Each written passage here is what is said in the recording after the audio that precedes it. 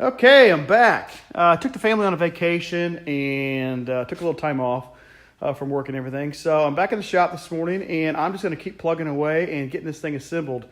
First up this morning is I need to get behind here. I'm going to take this gear off here real quick, and the timing gear, and torque down the cam keeper plate back there, and clean up those bolt heads. They just look terrible. The motor, just had a lot of staining in it from the oil. For how many miles on it. So I'm going to clean those up, get everything torqued down, get this torqued down, and get the oil pump on. I have a Melling 295, so it's the high pressure pump. I'm going to install that, so I'm going to do that here today and start putting all these parts on here. Not all these parts are going to go on today, but just got this part, all these parts here, alternator, water pump, just anything and everything that I need, knock sensors. So that's kind of the plan for today. I went ahead and mocked up my adapter plates here with the energy suspension mounts. I am sticking with the stock engine stands, the 1-bolt engine stands. These energy suspensions have a integral hook in it, so if things go south, it'll at least the motor won't try to climb out of the truck. So I had thought about switching over to the clamshell type, but I just honestly, I didn't want to spend any more money on it. These will work just fine. The energy suspension mounts are the same price for the clamshell versus these 1-bolt truck style. So sticking with those. But that's where I'm going to go this morning. Kind of get going and start putting this thing together so we can get it assembled and start putting it in the truck. So that's it right now. Okay, now I'm going to install this Melling oil pump. This is the 10295, the high pressure.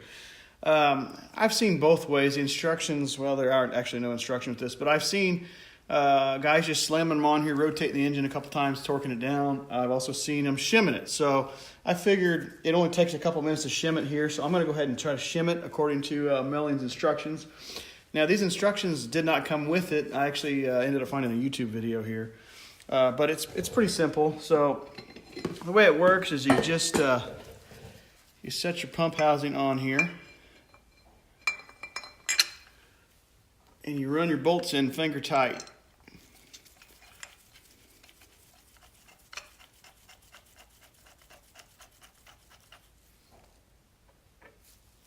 And I put a little bit of blue Loctite on these too. I don't know, I just kind of old habits die hard. I Loctite everything just because this is just a medium strength, so it's not real strong. Well, it's strong enough to keep the bolts from backing out, but it's not like the red. I've used red in the past, the high strength that you're supposed to use heat on to get out, but I've never actually had to use heat. They just come out. So, but anyway, you just finger tight these in here. And the way that I saw, make sure this pump is still, movable. Okay, now that we got the pump housing on, I'm gonna go ahead and put the inner rotor on. Now, I've lubricated this up with some WD-40. It needs a little bit of lubrication when you put it on there, just so it slides on a little smoother. So that's it right there. And the way they call out, Melling that is, they want 2 to 3 thousandths shims in 3 places on here. So what I'm gonna do is I'm gonna slide in a shim here, here. I'll do one over here. I'll try to anyway. See if I can get that 3 thousandths in there. There she goes. All right, so now what that does is that centers that inner rotor on the crank. Okay, now that the inner rotor's on, I've got 3 thousandths shim in 3 places here to center that rotor on there. So what I'm going to do now is I've lubricated the outer rotor, and I'm going to go ahead and put it on as well. And this is kind of tricky. Hey, you actually got it first try there. Okay, now that I've got the outer rotor in here, I'm going to run some shims at 3 places on the outside of the outer rotor and the pump housing. Now these are 25 thousandths here, so they should fit in there real nice. And what this does is it centers the pump housing, or centers the rotor, outside rotor within the pump housing. See, look at this last one in here. She's pretty good. So that's it. It is now centered on there. So what I'm going to do is I'm going to torque these down and put the cover back on. Funny thing is, when you set this up the way that Melling wants you to, and you pull the cover off, it voids the warranty. So I don't know, kind of silly.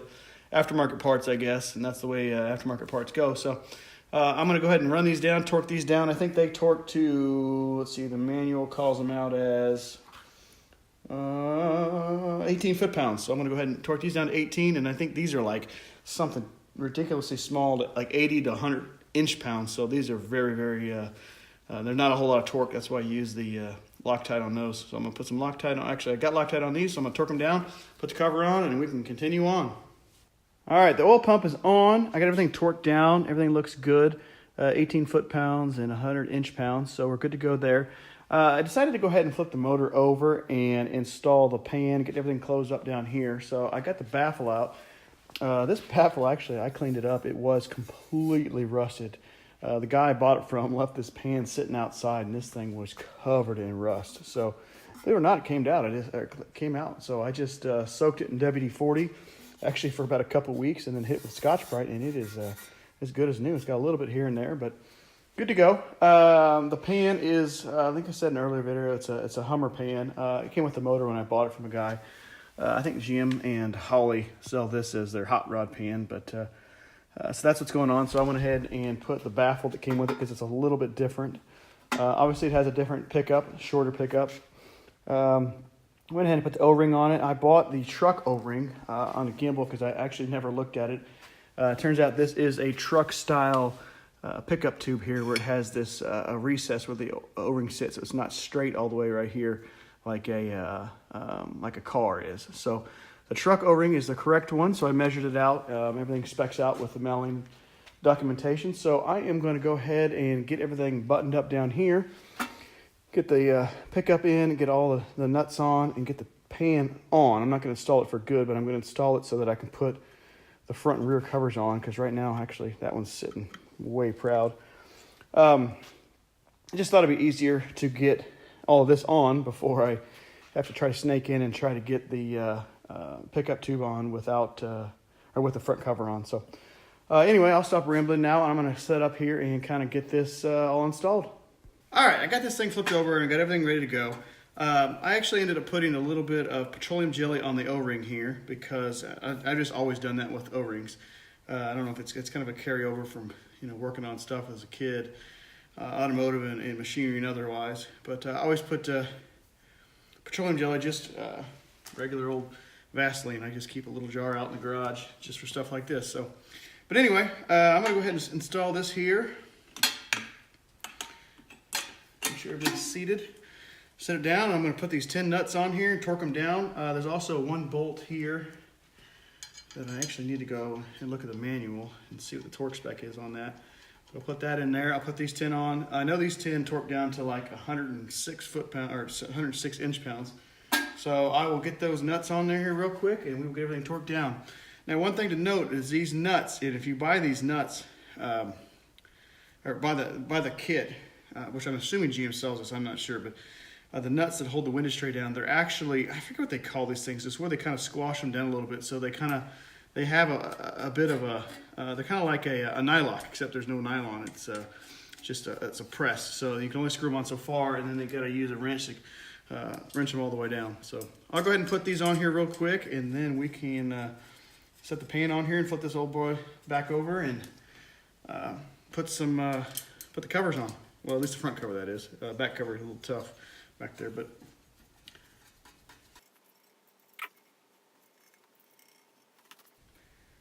Okay, I went back and actually read the manual here just to check on the torque specs. Just want to make sure. So this one's 106 foot-pounds. These are all 106 foot-pound or inch-pounds. Sorry, 106 inch-pounds and 106 inch-pounds. This one and this one, the stands that hold the pickup tube itself are actually 18 foot-pounds, so they're a little bit higher. Oddly, I don't know. That's what they call for. So I'm going to do this one, and this one is 18. The rest of them is 106, as well as this one. I put a little thread lock on this here that feeds into the pump, just as some insurance, so that if we do somehow work our way back out, we don't shell the motor out, because that'd be a bad day for everybody. So go ahead and set that one there. This here is I guess center it as best as you can, and then run them down.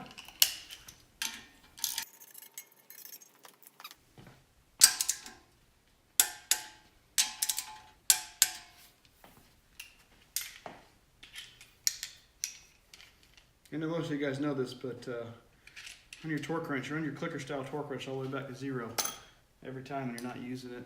Just saves the spring inside. So.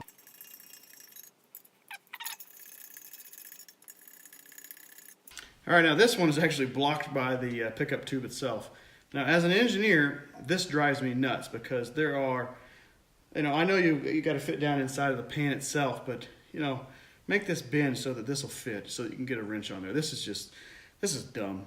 I design things all day long that need to be serviced, and the first thing I think about is who's got to work on this in the field. This is just going to piss guys off. So I'll grab a wrench real quick, a ratcheting wrench, and we'll get that tightened down.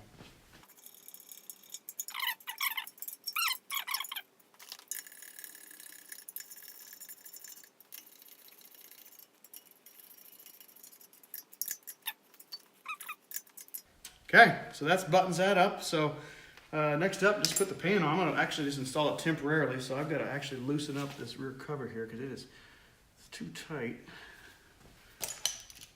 Drop it down a little bit because it is sitting a little too proud up here. So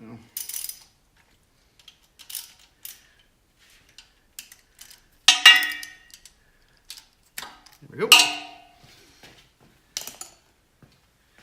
Okay, and I already cleaned that pan out, so right now I'm just going to set it on here and just bolt it on here temporarily.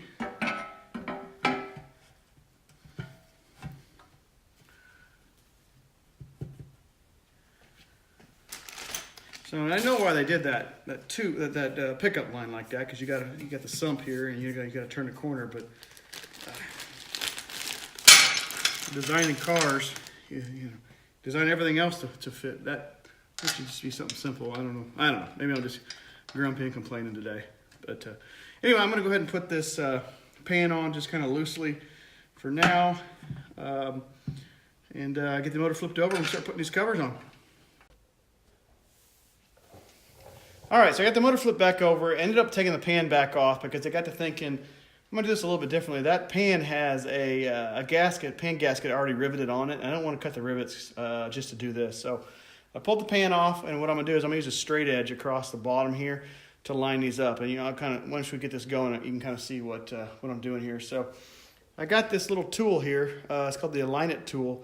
It's actually from SacCityCorvettes.com. Pretty trick little tool. This guy was showing up in my Facebook and Instagram feeds for months. It's like they knew I was working on this truck. Well, I guess I've been putting pictures up and they can target me. But anyway, I went ahead and ordered them. Pretty inexpensive. I think Holly makes them now, but I like to support the little guy. This seems like a nice small business. So I went ahead and ordered it, and this thing is actually pretty sweet here how it works. So let me show you how this works. So I've got the cover here with the gasket. Don't forget your gasket.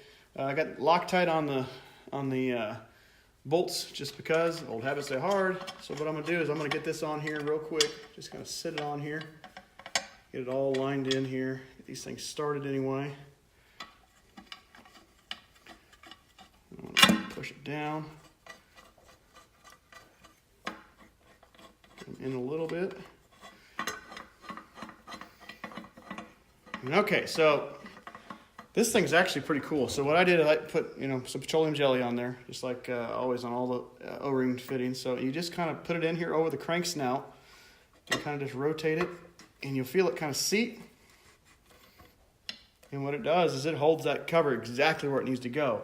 So it will still turn the cover, that is, a little bit, I don't know if you can see that, but it'll still turn. So what I need to do is I need to take a straight edge and make sure that the bottom of the front cover is flush with the bottom of the oil pan rail, I guess you'd call it here. So I'm going to go ahead and tighten these down just a little bit further, and then I'm going to get the straight edge out here.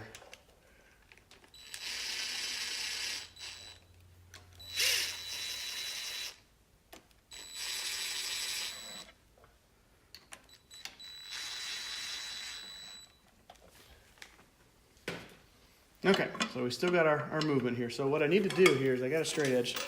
Being an engineer, I've got my scale here, 18-inch scale. So what I'm going to do here is set this thing along the bottom edge of the rail here. Make sure we're touching.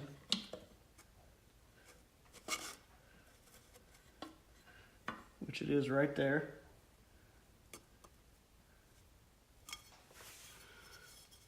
And then you need about 3 hands here. So I'm going to go ahead and hit one of these here real quick. Get down just a little bit. So quit moving. I can check this side over here and make sure that we're flat over here. And we're flat as can be over here. Double check over here.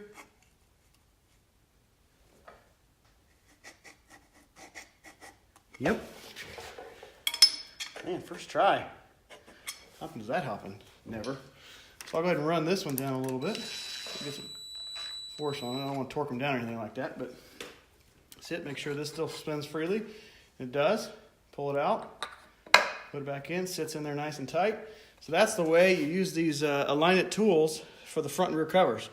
Honestly, you know, a lot of guys, they'll put the seal in there, heat the crank pulley up and jam it on there, and that's how they center it. But the problem is that seal on the crank snout or the seal on the crank pulley has some flex in it, so you can get that thing kind of off.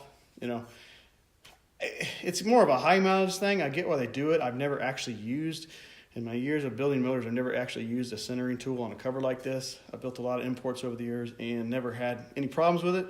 But I figured, what the heck, they've got the tool. It sets everything nice and flush here and there. And then the nice thing is when you're done, you flip it over and you can use it as a press to press that new seal in there. So both front and rear. So that's, you know, it's kind of a multi-purpose tool.